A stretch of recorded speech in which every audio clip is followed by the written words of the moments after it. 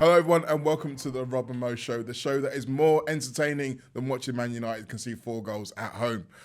We are still in conjunction with NordVPN, our friends at Nord. As you know, this is the Christmas period. This is the time when you're looking at presents for him, for her, for everybody. But how about a present for yourself, eh? Something to make you feel better. Well, NordVPN has you covered on that. If you are going to be watching things on the internet and you don't want people to know where you're supposed to be, if you're going to be abroad, then you can get a NordVPN. You can get it through nordvpn.com/TAW.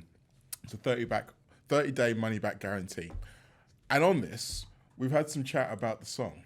You know, we were talking about the Nord song last week. Yeah. Well, someone said to me, I think his name was Nick Blackman in the comments, he said, "'Tis the season to be Nordy or nice." Nice. Nordy. No, nice. And that got me thinking, there are some kind of seasonal variations that you can have on it. You know, like the Nord is my shepherd. My sweet Nord. My sweet Nord. I mean, it might be a bit expensive. The band Nord. Yes. With an E on the end.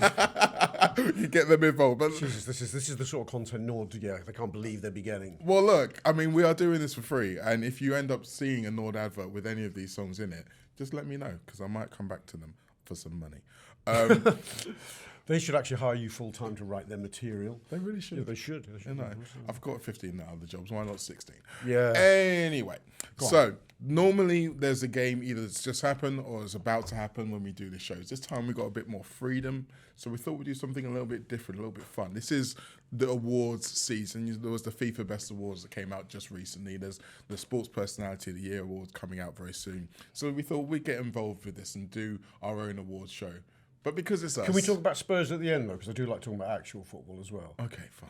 I want to just pick a team or something. It's Thursday. All right, fine. We'll talk about Spurs as well. I mean, I love fun, but, you know, only so much. Yes, Go all on, right, fine. Do the fun. We'll do the awards. So in that case, we won't do all of the awards. I'll save you a little bit. I've spoiled it, haven't I, already? I've spoiled it. It's like when people spoil Christmas, it becomes a thing, doesn't it? It's fine. You should write movies and things about it. The whole point is it's a Rob and Mo show, so we can accommodate you too.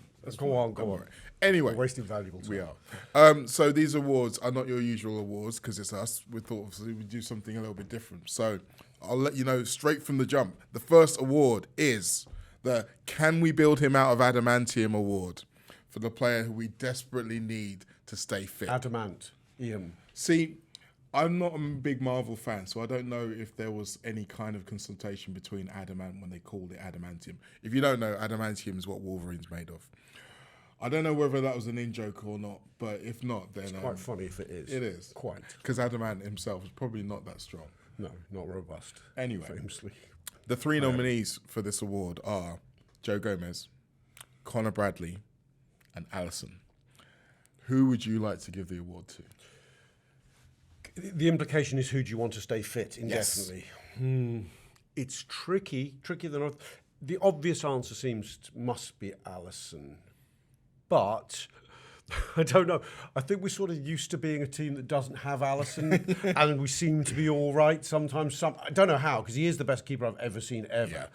But when he's not there, it's also never quite a disaster. Queeve Kelleher we were fine with him. Won best part of a league with Queeve in goal. Mm-hmm. And Mahmoud-Ashvili's good too. He is. Although I think I'll be shouted at for not saying Alisson is the right answer. It's Connor for me. It's Connor because I think Connor's got and also because, you know, Alisson probably won't be at Liverpool in 3 years' time.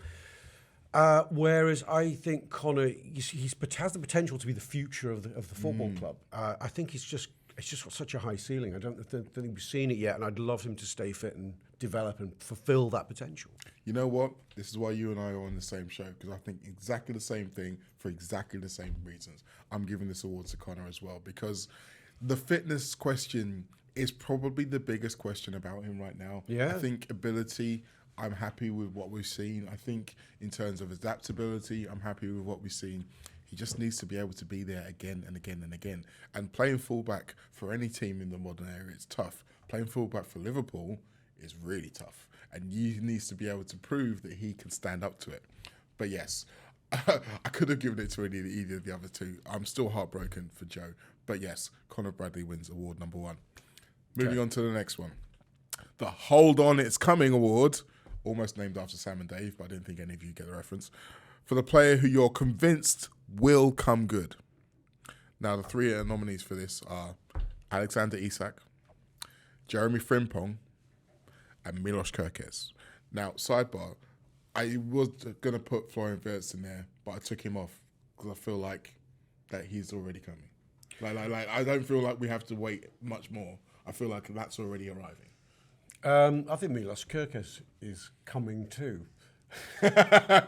Oh, yeah, I know. How you're not onto this when you set this whole thing up? I don't know. Okay, well, keep it adult. Come on, not adult. No, it's normal and sane. Isak. So is he? So the question implies he's about to fulfil the prophecy. You're not worried about what you're seeing now because you know 6 months or a year down the line he's going to be fantastic. I think Isak isn't showing much sign of that, but I do think he will. Who was the others you said? Frimpong and Kerkez.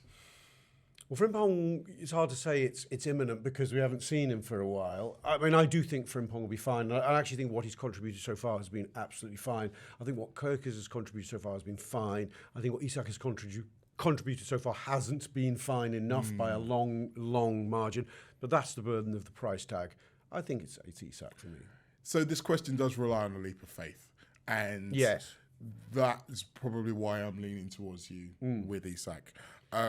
Name drop here. I spoke to Dion Dublin before the Brighton game, just to try and get the idea of what another former Premier League striker says about him. Okay. He still thinks that the biggest issue is that he's not fit. And not only is he not fit, but he doesn't trust his body. He says it's the short, sharp, twisting, turning movements that he's just not doing. That's what the giveaway is for him, that he's not able to be where he is. See, that worries me, and then it sets off a few alarm bells because he hasn't come back from an ACL here. No. Right? I mean, the only reason he's not fit is because he didn't get a proper pre-season playing actual matches. It's been quite a while. He has had a couple of niggles, but that Alexander Isak's career is peppered with little injuries. So he is sort of used to playing around not being 100%, I would say. Worrying that Dion says that, I do agree with him. The reason we're not seeing the Alexander Isak of Newcastle is because he's not fit. But does that mean not fit or injured? I mean... Well, there was always the question about the fact that would he be able to play as many games as Liverpool need, because he certainly hasn't been able to do that so far in his career. Sociedad, nor Newcastle, or even the Dortmund that he played for, had to play as many games as Liverpool do year in, year out, which is probably why they wanted to buy Ekitike as well, by the way. But anyway, we'll move on to the next one. Alex, you have won your award. We have faith in you. Hopefully you won't make us look stupid. The next award is the Scarecrow Award for the player who probably needs to be a little bit smarter. The nominees for this are Milos Kerkez, Conor Bradley, and Ibu Konate. It's no contest, is it? It isn't. There was a reason why I paused there, because I kind of had to apologise internally to Kerkez and to Bradley, because, yeah, you're not going to win. I think the critics of those two, who are a bit knee-jerky, I think anyone who's criticising both those players. One, Conor gets criticised because he comes back in after having missed 3 games and he doesn't have a man-of-the-match performance or world-class performance, and people go, oh, he's not good enough. But yeah, he gets himself booked, so that's that's what's got him the nomination. It's that kind of cue to know when to make a foul, not when to make a foul, that kind of situation. It's part of his makeup, though, to be aggressive. I mean, God, young Steven Gerrard got sent off for fun. No one said he was brainless. She said he's got a fire within his soul that hopefully gets become more measured out with age. And I don't think Kerkez is a stupid player either. I think he's been a victim, really, of not being able to build a rapport on the left-hand side with Cody Gakpo, who everyone thinks of as, and I keep criticising Cody, but I think Cody, which people think he's a sophisticated player, I think he's a bit too one-dimensional, really, and he doesn't look over his shoulder at the fullback coming behind him often enough. So that makes Kerkez often look like, why is Kerkez just standing there? Ibu Konate, well, the penalty he gives away at Leeds is fresh in the memory, and it's hard to see past Ibu for this award. Well, I mean, you mentioned the penalty against Leeds.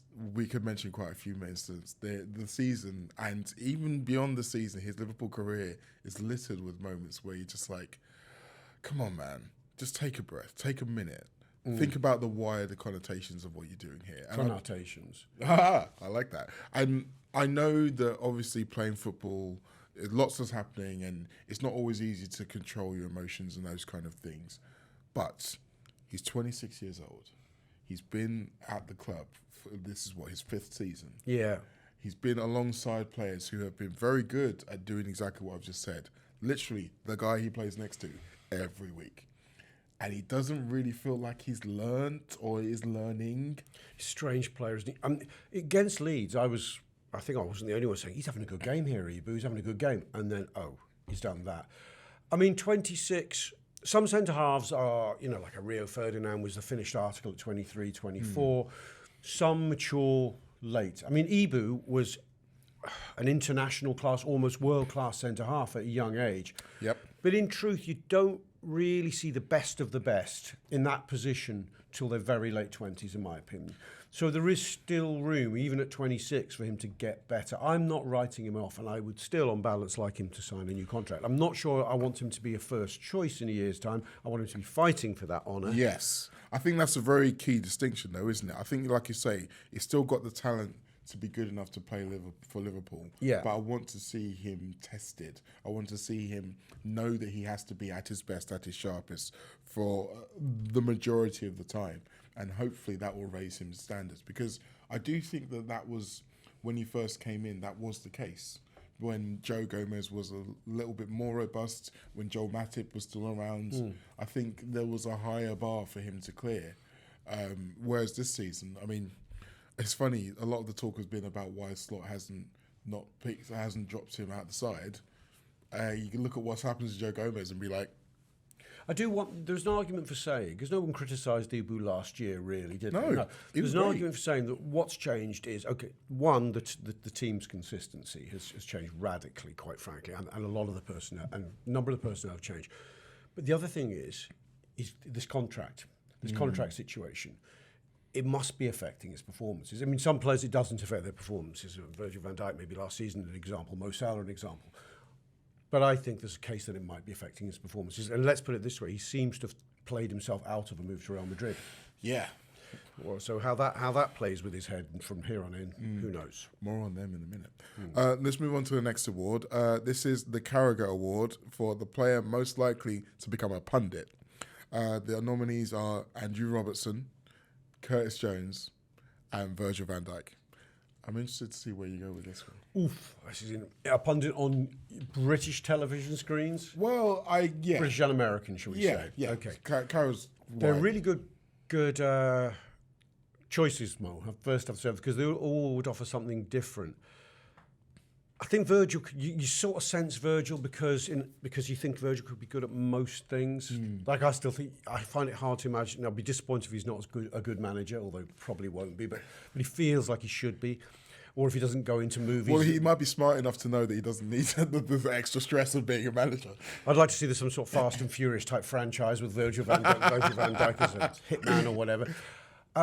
Andy Robertson, very good talker, might be a good manager. Curtis Jones has got, I don't know, I think he could fill a certain space in punditry requirements. It's hard to see. Curtis is still a cheeky boy, right? It'd be interesting to see what a cheeky man he becomes. Well, and I'm going to go Curtis. I'd like to see Curtis because I think that he would always say what he feels. Yeah. I don't think he'd quite go down the Roy Keane avenue of becoming a bit of a grump about things. No. But he wouldn't allow potential past relationships to colour what he says. When he calls it as he sees it. He's not afraid to be sometimes critical of people who he's friendly with. So I'd like to see him. I think, honestly, the most likely is Robbo. Yeah, I think you're probably right. Yeah, I mean, you can see Robbo presenting Match of the Day. Yeah, I would love that. So yeah, Curtis, you may end up on a certain radio station somewhere, but Robbo, we're giving you this award for now. Okay, so I said we'll hear more about Real Madrid. The next award is the Just Fuck Off award for the player most likely to be a transfer target for Real Madrid. The nominees are Alexis McAllister, Ryan Gravenberch, and Hugo Ekitike. But you wanted to add one to the list. I think Dom Szoboszlai. and he's the one I'd pick. I know it's obvious because he's having a good season, but I felt at the beginning of this season there's been chat for a while that Madrid could move for McAllister within a year and he could be tempted. I think that's a little lazy because he's a Latin player as much as anything. And he's got the sheen of being a World Cup winner. But I always felt Gravenberch and Szoboszlai were actually more important to us, even in the title-winning season, even though everyone loves McAllister. This season, I think's borne that out. And of the two, Dom's risen to the top of the pack. He's the pick of our midfielders. He's arguably one of the pick of Europe's midfielders. Just right now, I would get Dom Szoboszlai tied down. I think that's already in the works from what I hear, and I think that's one of Liverpool's big priorities. The interesting thing for me is when you look instantly at Liverpool's three midfielders, which of them feels like the kind of player Real Madrid have traditionally signed? You go Gravenberch, and you add McAllister, like you say, for the kind of Latin connection. But if you ask me which of those three midfielders do Real Madrid need the most? That's a good question. Then it's definitely Dom Szoboszlai. 100%. If you look at their midfield, they need someone who's got passing ability. They need someone who's got pressing energy. I mean, look at the way that they came to Anfield. I don't think anybody doesn't need a Dom Szoboszlai. No. Simply because you get almost two players for one. The energy level is ridiculous. He's playing the game at a different speed. And that's an asset to any side, any top side. Absolutely. And that brings us very nicely onto the next award, which is the Dolly of the Sheep Award for the player we most wish we'd be able to clone. The nominees are Dom Szoboszlai, Mo Salah, and Virgil van Dijk. Now, I need to point out the fact that if we have a cloning machine, we also have a time machine. So this is the 2018 versions of Mo Salah and Virgil van Dijk, not the 2025 I thought you're harvesting their DNA. We're giving birth to a new Mo Salah, waiting for 25 years for him to become good. we haven't got that kind of time. No. Yeah. But then you're sort of asking the question, who's the best out of those three Evs? And Dom, brilliant as he's been, can't say he's yet hit the heights of Virgil van Dijk and Mo Salah. No. But it's more about how would you do with more than one? Do you need more than one of them in your team? Oh, that's a good question. Okay, if you've got all three at the peak and you could have one more of them, let's look at it that way then. That's a good way to think. Oh, if you had another Virgil, you'd have a hell of a defence. If you had another Mo, you'd hope he had a right foot. Well, yeah, you could kind of turn the cloning machine around so you got the opposite version. Mirror image. If you had two Mo Salahs, that's good. Two Dominic Szoboszlai. But I keep saying if we had two Dominic Szoboszlais in this team, we'd be untouchable. I think I'd want to watch a team with two peak Mo Salahs on either wing. Me too. And that's no absolute disrespect to Sadio Mane, but I think that would be... I mean, I'd be cloning Sadio Mane in a heartbeat. Well, yeah, obviously. Yeah, God, absolutely.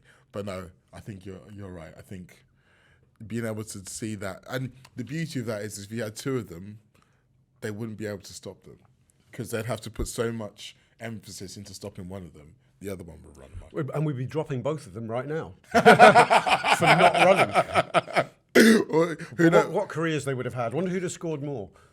Well, maybe if they put them against each other, maybe that competitive spirit would mean that one of them would. I reckon they'd hate each other. Mo Salah would loathe Mo Salah. Okay, that's a philosophical question for another day. Okay, the final award then. The Steven Gerrard Award for the man most likely to be man of the match in a Champions League final. I should put really the Champions League final of 2026, because why not? The nominees are... In a scenario where Liverpool get to Budapest. Well, yes. Okay. That's kind of a given. All right. Sorry.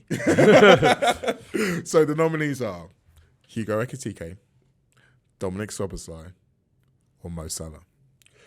It's not Mo. Although Mo's got the fairy tale ending. But Mo would only have to slot a penalty in the last minute and people go, and having not touched the ball, and people would say, Dominic Szoboszlai.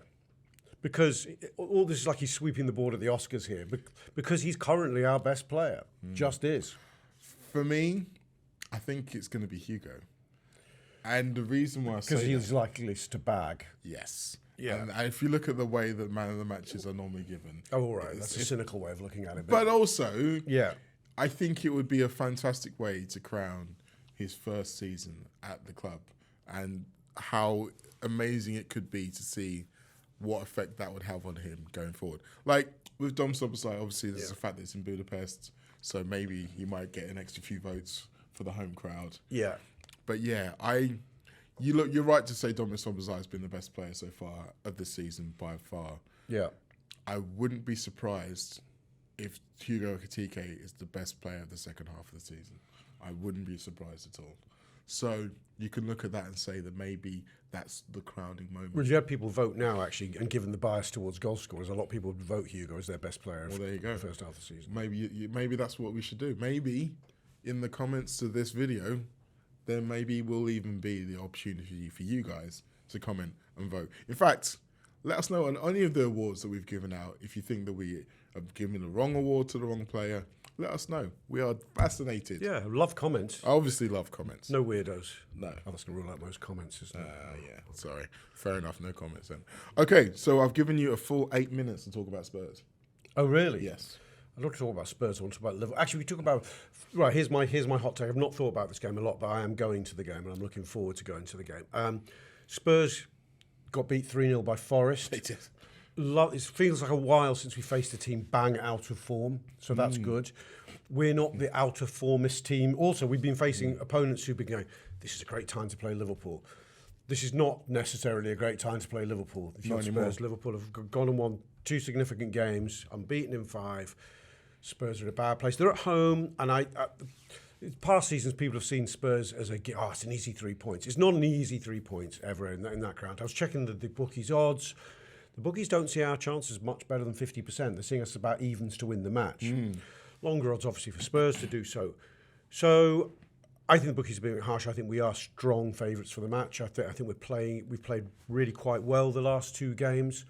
The other reason I'm quite positive is news of the multi-award-winning Dominic Szoboszlai. Looks like he might have a chance of making the game. I'd sort of priced him out of it after his ankle injury, but he looks like he's got a chance. Maybe even if only for the bench. Touch wood, we'll have our current best front 3 of Wirtz behind Ekitike and Isak available. We've got all the other midfielders should be available. So we should be able to play something akin to the setup we played in Milan. Although, that's 4 centre mids. I would expect 3 centre mids behind Wirtz as the midfield. Hopefully Szoboszlai is one of those. Yeah. Frimpong, I don't think he's going to even make the bench for this, but he could be back in training next week. So I'm going to say Bradley is back available. He is, and indeed. we would expect him to start, especially Joe Gomez has an injury, and I don't know what the updated status is on that. And you expect Milos Kerkez to play again. Everyone's had a week rest, and that's a thing. So it'd be interesting to see what benefits a week's rest and a week on the training ground has done for Liverpool. So I go there high in optimism, and we'll be disappointed if we don't get 3 points. I agree. I think this is the kind of game that the current version of Liverpool should be suited to. This isn't a Spurs team that are going to sit back and be hard to break down. This is a Spurs team who, like you say, are struggling. There's a lot of fan unrest between the team and the management. They can't really focus on Daniel Levy anymore because he's already gone. So the manager is the one who's got his neck on a chopping block. And they want to see their team go out and attack. Very much similar to what Liverpool was saying about a month ago. So they're going to come out and they're going to leave spaces. But they will also, those players will also be remembering what happened when Liverpool went there last season in the league and put 6 past them. Yeah. So they're going to almost be caught between 2 stools, between wanting to be front-footed and attacking, but fearing what Liverpool could do to them if they do.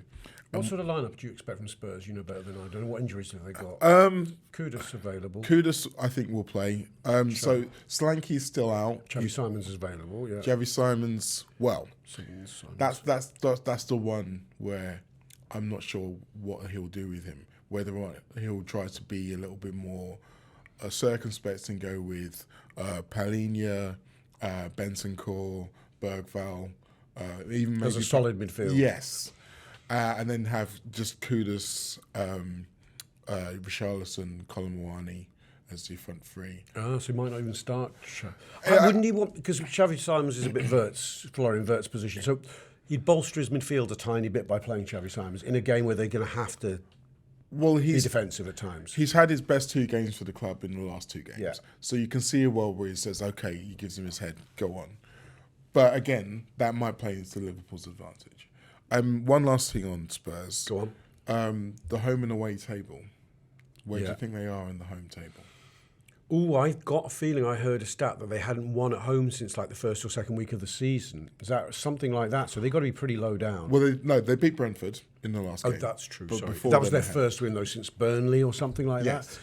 that in the first week or two. They are 17th in the home league table. Right. They've won 2 games at home. Wow. And it's nearly 2026 and they've won 2 games at home. And they haven't played the likes of us, Arsenal or Man City at home yet either, have they? No. So they've played, not the biggest sides, arguably. So that's interesting. But, you know, they're a big club, and big clubs often go through these phases where they're terrible, but they save their 1 or 2 good performances in a season for other big clubs because they just they can find a higher level. Whereas when big clubs flounder, they always manage to reduce their level to the level of lower opponents. We've seen it with Liverpool. I was going to say, Liverpool have been the kings of that so far this season. So I don't expect a stroll in the park. No. I mean, where are Spurs in the table at? 14th or something? Yes, I believe. In fact, let me just check that. This is great content. I would expect, 11th. 11th in the Okay. table. Yeah. So they've won some away matches. They have won some more. They've won 6 altogether, so they've won 4 away from home, 2 at home. Yeah. They've got enough good players to give us a game, and that's why the bookies don't rate us better than 50-50. Also, the bookies are reflecting the fact that we are flaky. We can't say we've turned a corner yet. Not We have yet. been unbeaten for 5, which is good, but we haven't excelled in all of those 5. We've done really well in the last 2. I think this is the game where you can almost start to feel a little bit more confident. If Liverpool go there and win, and it's not what you'd call a lucky win, as in it doesn't require a dodgy decision, a bounce of the ball. I would take a lucky win. Yeah, no, I'd take a lucky win. But what I mean is that if this was a good, deserved win, this could almost be the point where you start thinking, okay, well, maybe we can start putting wins together. Maybe we look at Wolves and look at Leeds, and suddenly we're at the start of 2026 and we've won 3 games in a row. Before then, I'm still going game to game. I agree with you. I'm still going to get. When we did a sort of overview show of over the Christmas fixtures, we all agreed that Brighton was a gateway game, a gateway to the rest of the festive programme and possibly going on a run. We've negotiated Brighton. I'm very much looking at Spurs as the gateway game. But I suppose it was always going to be. I have to say, when we did the show, I think I looked at them as a pair. I said we can beat Brighton and we can beat Tottenham. But we could also not get a result in either of them because we're flaky. Yes, we are. We proved something with Brighton, where we followed it up Milan. We've got a quite solid victory there. I think if we can just do the same, doesn't have to be spectacular against Spurs, then it genuinely will be a gateway to certainly 2 very, very winnable home fixtures against Wolves and Leeds over Christmas. And once you say, well, okay, so if we can navigate them and you get to a position, this is jumping ahead, but you get to a position where we've won, including Inter Milan, it will have been 5 on the trot. You then face fixtures like Fulham away and then finally Arsenal away with a degree of confidence. Yes. It almost feels like we're desperate. Big game, hey? Yes, very big game. We're desperate to get to that point where we can start thinking about the future, but we're not there yet. Come on, Liverpool. Do what you have to do. Look, I love my father. I do not want to get a phone call from him on Saturday evening. Put it that way. He's a Spurs man. Yes, he is. Born and bred. Yes. And I already had to deal with that once after the Leeds game when my sister called me while I was still in the press box at Ellen Road and I just turned my phone off. Did you? Yeah. Oh, she's a Leeds Yes. girl. Yes, she is. But there we have it. That is all you're going to get from us today. And I think that's all you're going to get from us for 2025. So look forward to more of this in the next year. Yeah, look after yourselves. Have a lovely Christmas. Yeah, all of that stuff. We'll see you soon.